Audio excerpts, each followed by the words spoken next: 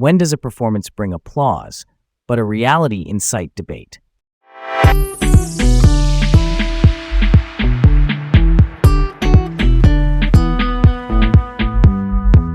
Hey everyone, I'm Leah, and today's topic really has me excited to dive in. It's a crucial conversation. And I'm Garrett, ready to explore this intriguing story further. Welcome to Laid Back Learning with Leah and Garrett. Today's topic, the Jordan Neely death and Daniel Penny trial. Once I played my cello in a subway and it was kind of magical, like performing in a concert hall with all the bustling energy. It's wild how those public spaces can feel like stages, right? Oh yeah? Did you get any applause or just the classic New York shuffle past?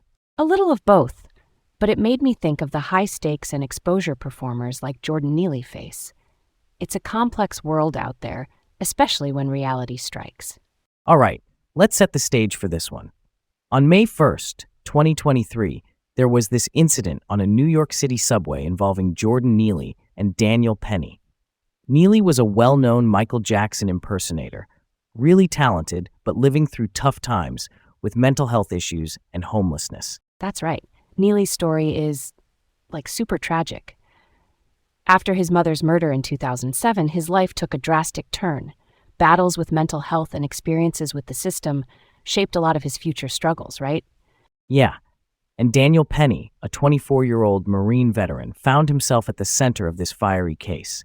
The chokehold he applied on Neely during a moment of tension sparked massive debate. Now let's break this down. A chokehold is essentially a maneuver that restricts air or blood flow. Pretty serious stuff. And after Neely's death was ruled a homicide by neck compression, the legal spotlight turned to Penny. He was charged with second-degree manslaughter, which basically means causing someone's death through reckless actions. But the story's components are immensely tangled: mental health, homelessness, and societal reactions. Absolutely.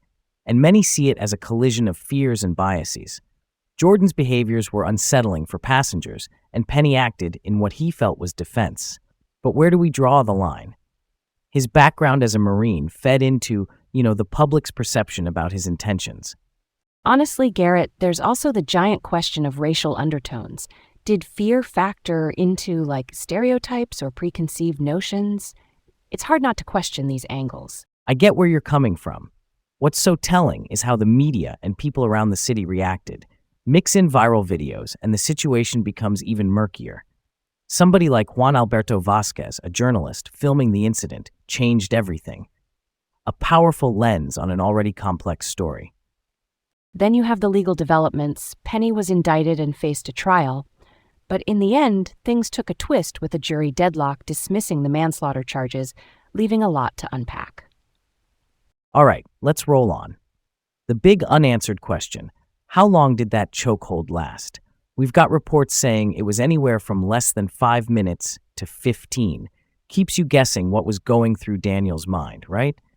Polarizing for sure. I think it boils down to whether you see his actions as necessary or excessive, with maybe a hint of racial bias. Real talk, Garrett. What if we glimpse our biases in what we hope is simply a misunderstanding? To me, there's this underlying tension about public safety and how we engage with perceived threats. Is it about protecting oneself or crossing a line? Those are real questions in tight public spaces, like subways. Moving right along, the broader picture in pop culture, Neely's story is a symbol, a call for systemic change in how urban societies deal with homelessness and mental health, right? Yeah, and it's honestly sobering. You wish media could steer us towards solutions. Creating awareness is one thing, but what about the follow-through?